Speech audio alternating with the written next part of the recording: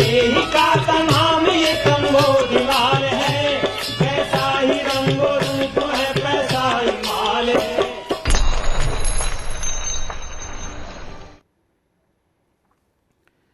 नमस्कार, मैं हूं शुभम शंकधर। आप देख रहे हैं मनी 9 और समय हो गया है आपके पसंदीदा शो मनी सेंट्रल का। स्टूडियो में मेरे साथ मनी 9 के एडिटर अंशुमान तिवारी जी जुड़ गए हैं। सर, बहुत स्वागत है आज का। और आज की कौन सी बड़ी खबर है जिस पर हम विश्लेषण करेंगे, विस्तार से चर्चा करेंगे? शुभम, आपका भी और सभी दर्शकों का मनी सेंट्रल में स्वागत है। हमारे पास आज कई बड़ी खबरें हैं और उसमें सबसे बड़ी खबर है भारत में 25 साल से काम कर रही direct marketing, direct selling, multi level marketing company, जो भी आप इसे नाम दें, क्योंकि इन्हीं नामों में सारा कन्फ्यूज़न है, सारा भ्रम है। इस पर इन्फोर्समेंट डायरेक्टरेट की या प्रवर्तन निदेशालय का छापा पड़ा है और इसके साथ भारत में डायरेक्ट सेलिंग, डायरेक्ट मार्केटिंग और मल्टी लेवल मार्केटिंग को लेकर एक बड़ी कार्यवाही है जिस पर हम चर्चा करेंगे। इसका मतलब क्या है भारत के इस पूरे कारोबार के लिए जिसमें हमेशा अंधेरा और विवाद होते रहे हैं। ये आज की सबसे बड़ी खबर है। लेकिन उसके साथ एक बड़ी खबर और भी है कि भारत में बिजली संकट तेजी से बढ़ रहा है। कई सारे राज्यों में बिजली की कटौती हो रही है और क्या है इसके पीछे की वजह, इस गर्मी में आपकी गर्मियां कैसे बीतेंगी, इस पर भी हम बात करेंगे। बिल्कुल, तो चर्चा पावर सेक्टर पर होगी, चर्चा एमवे पे कारोबार पर होगी कि एमवे का कारोबार क्यों विवादों में फंसा, और किस चीज़ों पर चर्चा होगी उसके लिए देख लेते हैं ऑन द शो। तो शुरुआत हर रोज की तरह आज भी रूस से होगी। क्या रूस के तेल पर पाबंदी की तैयारी कर रहे हैं यूरोपीय देश?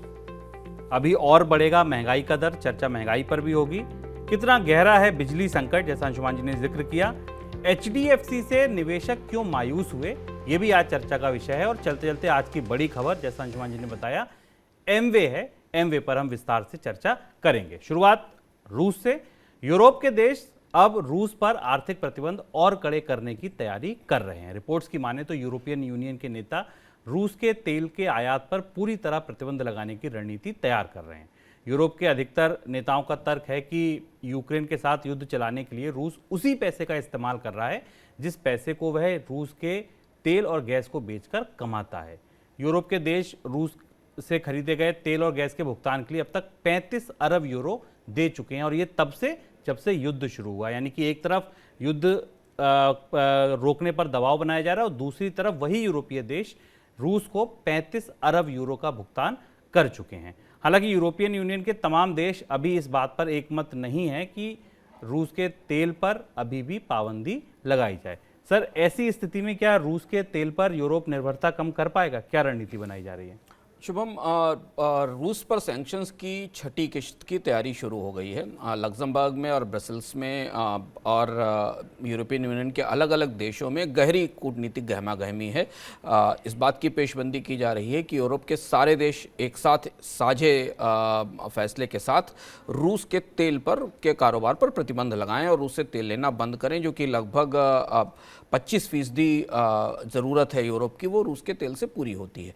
2-3 देश ऐसे महत्वपूर्ण हैं जिनसे अभी सहमति नहीं बन पा रही है। इसमें जर्मनी, इटली, ऑस्ट्रिया और हंगरी हैं, जिनकी निर्भरता रूस के कच्चे तेल पर ज़्यादा है। लेकिन बाकी यूरोपियन यूनियन के बाकी देश कुछ किंतु परंतु के साथ इस बात पर सहमत है कि रूस के कच्चे तेल की आपूर्ति बंद की जानी चाहिए यूरोप में, तभी ये युद्ध बंद होगा। क्योंकि जैसा शुभम ने आपको बताया कि जितना पैसा रूस को तेल और गैस से मिल रहा है वही उसकी करेंसी को अभी तक बनाए रखने का आधार है, और ये माना जा रहा है कि उसी पैसे से रूस का युद्ध जो यूक्रेन पर हमला है वो फिनांस किया जा रहा है। तैयारियां ये हैं कि फेजेस में क्रमशः देशों को इस बात के लिए तैयार किया जाए और अभी से लेकर अगस्त तक धीमे धीमे रूस के तेल पर निर्भरता कम की जाए। संभावना यह है कि शायद यूरोपियन यूनियन के देश अगस्त की डेडलाइन रखेंगे जहां से रूस के तेल पर पूरी तरह निर्भरता खत्म कर दी जाएगी। यानी अभी इससे 2 महीने के भीतर जो भी तेल के कच्चे तेल की आपूर्तियों की व्यवस्था की जानी है वो कर ली जाएगी। ज़्यादा मुश्किलें ईस्टर्न यूरोप के देशों को हो रही हैं, जैसे बल्गारिया है, जैसे चेक रिपब्लिक है, जिनकी निर्भरता रूस पर करीब होने के कारण काफ़ी ज़्यादा है। इन्हें तैयार करना यूरोपियन यूनियन के लिए थोड़ा मुश्किल हो रहा है। लेकिन आमतौर पर जब एक साथ कई सारे देशों को प्रतिबंध लगाना होता है और ऐसी जटिल परिस्थिति में जहां रूस के गैस और तेल पर ही इनकी अर्थव्यवस्थाएं चलती हैं, तो ये आसान नहीं है।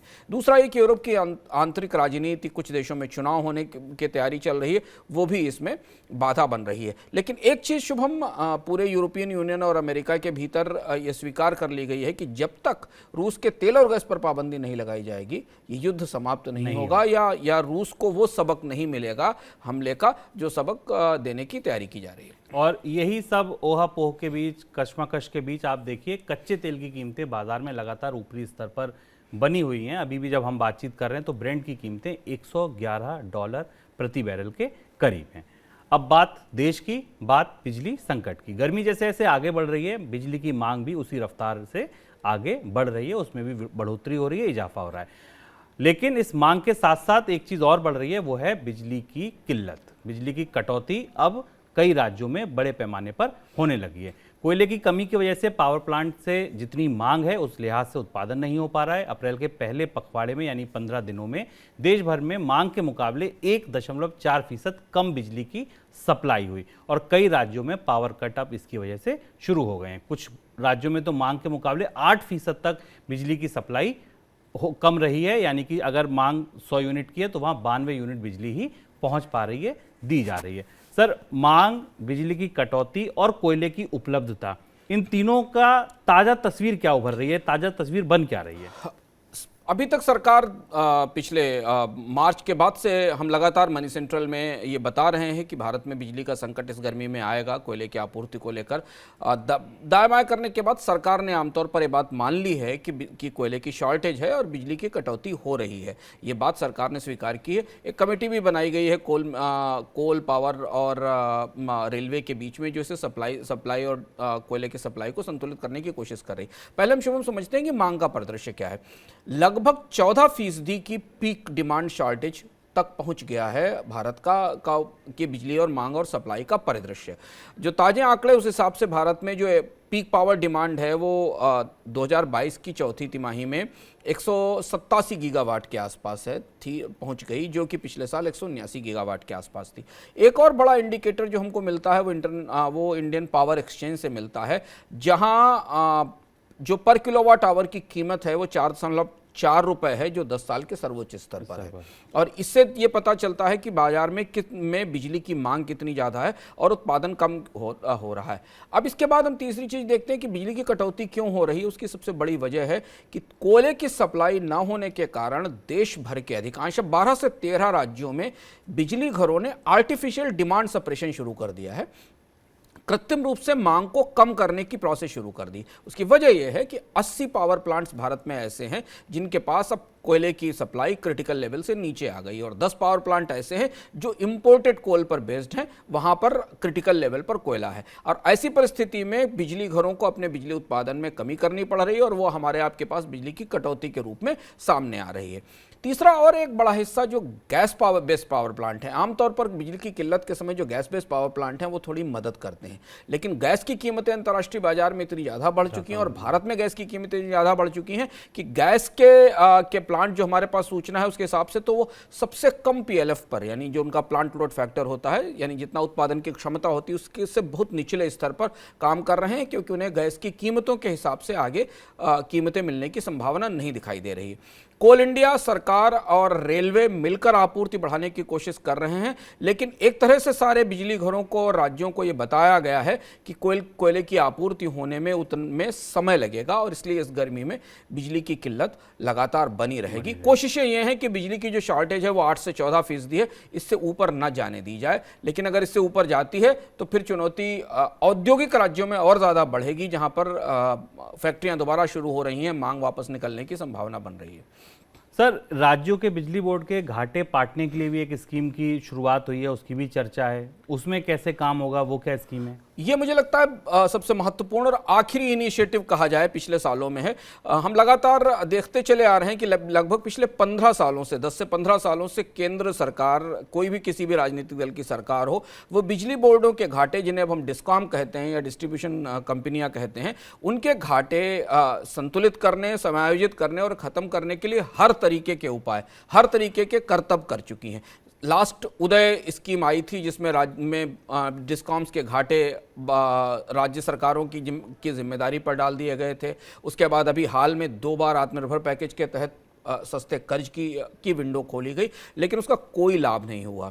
समस्या सिर्फ कोयले की आपूर्ति की नहीं, जिसे हम पहले से बता चुके हैं, समस्या पूरे पावर सेक्टर का जो फाइनेंशियल स्ट्रक्चर है, भुगतानों का जो पूरा स्ट्रक्चर है। हम और आप नियम से अपने बिल देते हैं, पर इसका मतलब ये नहीं है कि उस नियम से बिल देने के बाद भी हमें सही और पूरी पावर की गारंटी मिल सके, क्योंकि पीछे जो पूरा फाइनेंशियल स्ट्रक्चर है पावर सेक्टर का, डिस्कॉम का, वो बुरी तरह टूटा हुआ है। जो ताजे आंकड़े हमारे पास हैं वो ये बता रहे हैं कि करीब करीब 1.23 लाख करोड़ रुपए की बकायेदारी है पावर प्रोड्यूसर्स की डिस्कॉम के ऊपर, यानी जो बिजली बनाने वाली कंपनियां हैं उनकी बकायेदारी 1.23 लाख करोड़ रुपए की है, जो 17% बढ़ी है पिछले साल की तुलना में। और 6 राज्य, भारत के 6 बड़े राज्य जहां सबसे ज़्यादा आबादी है और जहां सबसे ज़्यादा लोग बिजली की खपत है, उनके ऊपर इसका 70% हिस्सा बकाया है।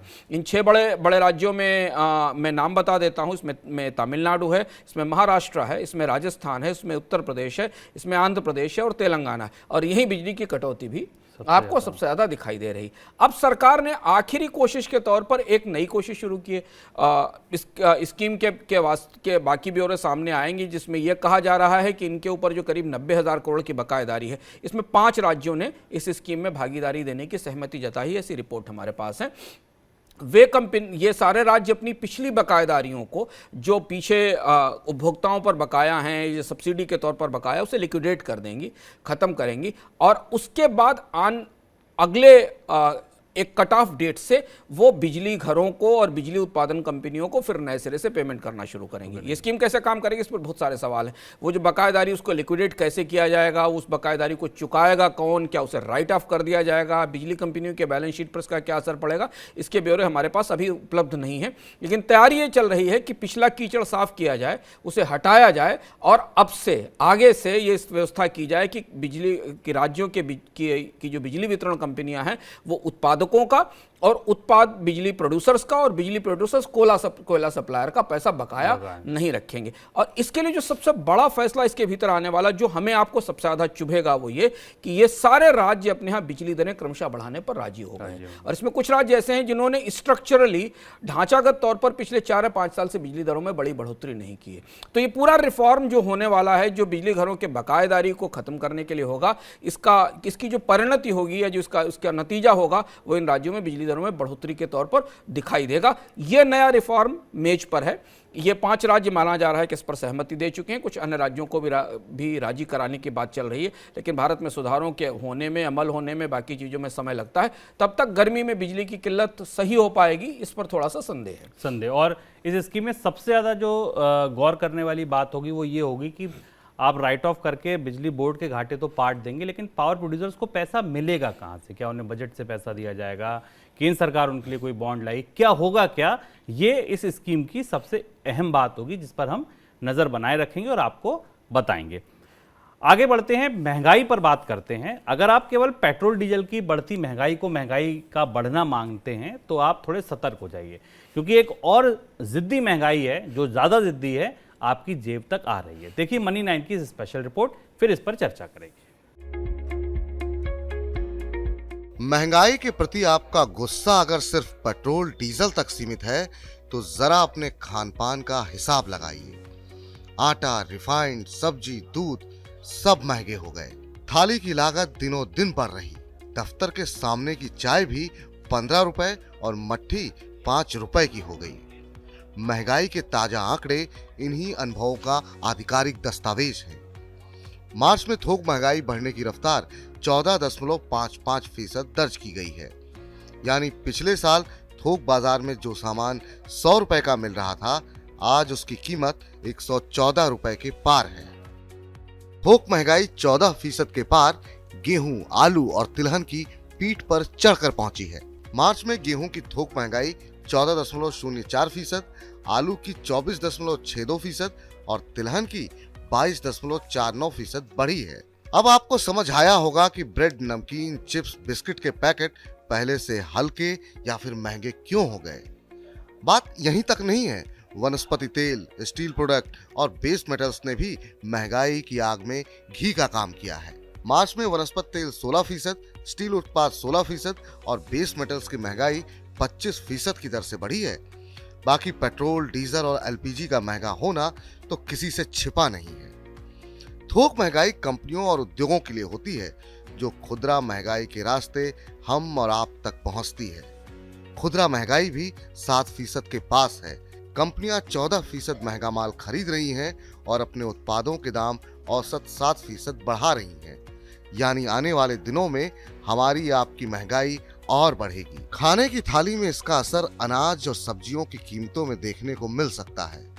ऐसा इसलिए क्योंकि थोक महंगाई में अनाज की महंगाई बढ़ने की दर 8.12% है, जबकि खुदरा महंगाई में अनाज की कीमतें 4.93% की दर से बढ़ रही हैं। वहीं सब्जियों की महंगाई थोक बाजार में 19.88% की दर से बढ़ी है, जबकि खुदरा महंगाई में सब्जियों की महंगाई बढ़ने की दर 11.64% पर है।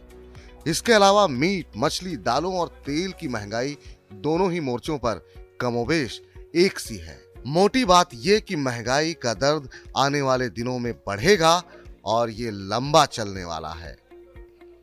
मंडाइन के लिए मनोज कुमार के साथ शुभम शंखदर। सर, महंगाई के पुराने अनुभव हमारे ऐसे रहे हैं कि महंगाई होती है, थोड़े दिन में वो कम हो जाती है, महंगाई का नंबर फिर नीचे आ जाता है। इस बार महंगाई पर इतनी ज़्यादा चिंता क्यों है, इतनी ज़्यादा चर्चा क्यों है? महंगाई पर चर्चा हमेशा होनी ही चाहिए। महंगाई थोड़ी सी भी बढ़े तो सबसे ज़्यादा चर्चा हर जगह होनी चाहिए, क्योंकि उसके अपने आर्थिक कारण हैं। वो हमारी बचत खा जाती है, हमको गरीब करती है, हमारी ज़िंदगी जीने की लागत बढ़ाती है और हमारे लिए बहुत सारे लोगों के लिए ज़िंदगी बहुत मुश्किल करती है। पर इस बार की महंगाई में सबसे महत्वपूर्ण बात इस रिपोर्ट में जो समझने वाली है वो जो लास्ट में हमें ग्राफ दिखाया गया, जहाँ हमने थोक और खुदरा महंगाई के अंतर को करीब से देखा। यहाँ आप ध्यान से गौर से देखें शुभम, काफ़ी सारे लोग इस बात को महसूस कर रहे होंगे। अभी 2019-20 तक भारत में, बल्कि 2021 की पहले कैलेंडर वर्ष की पहली तिमाही तक भारत में अनाजों की कीमत में डिफ्लेशन की स्थिति थी।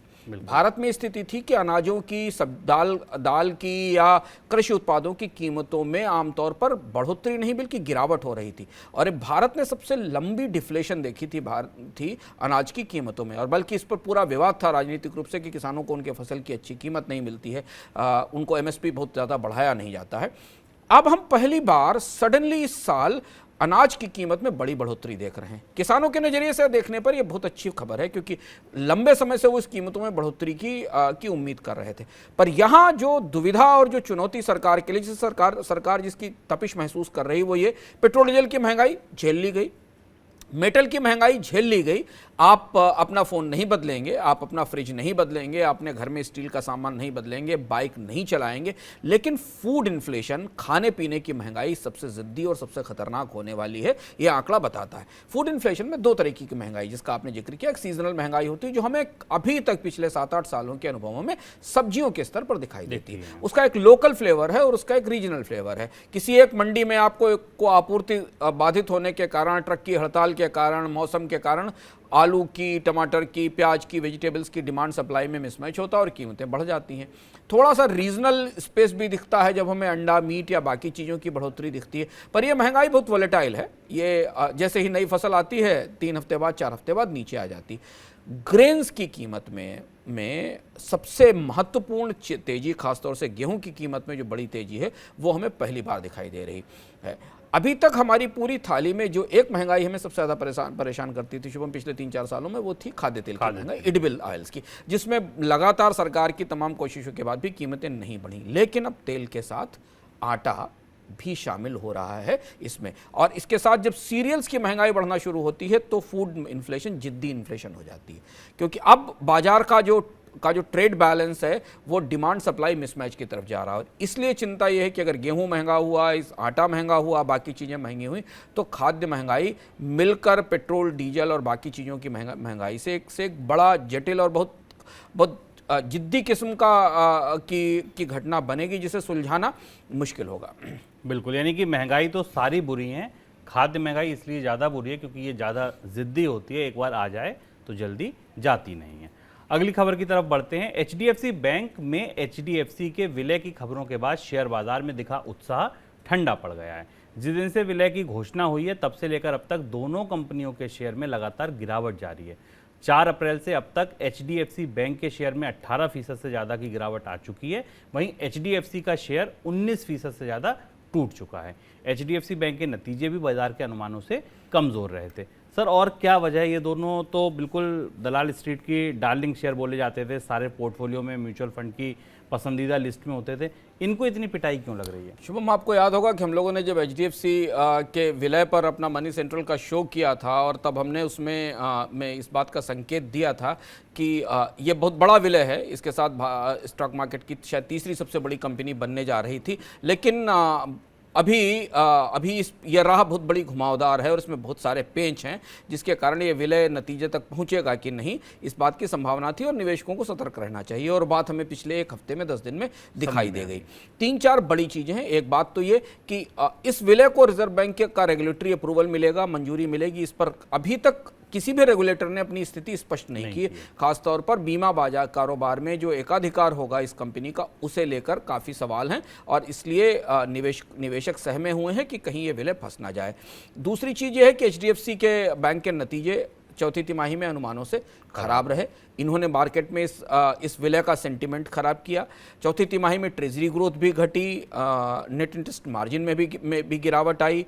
ऑपरेटिंग परफॉर्मेंस HDFC बैंक का कई साल के लोअर लेवल पर गया। इसकी बहुत सारी टेक्निकल वजहें रहती हैं। रिटर्न नहीं बढ़ा है, इसलिए इसके वैल्यूएशन पर चिंता है विलय के साथ। तो ऐसा लगता था जैसे एक बहुत बड़ा त्यौहार अचानक शुरू हुआ HDFC बैंक और HDFC के मर्जर के साथ, लेकिन उसके बाद जितने घटनाक्रम हुए उन्होंने HDFC बैंक और इसके मर्जर को लेकर पूरा सेंटीमेंट तोड़ दिया।